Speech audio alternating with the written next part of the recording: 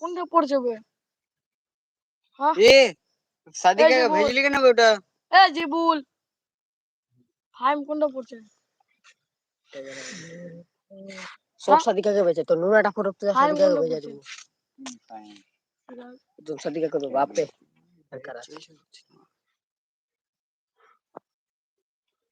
Hello guys, আমরা নিন মারতে পাই না, দেখো খুবই কষ্টতে আছি ভাই। কারেন্ট নাই, দেখো বাগানে বসে আছি, সব 5 জন আছি।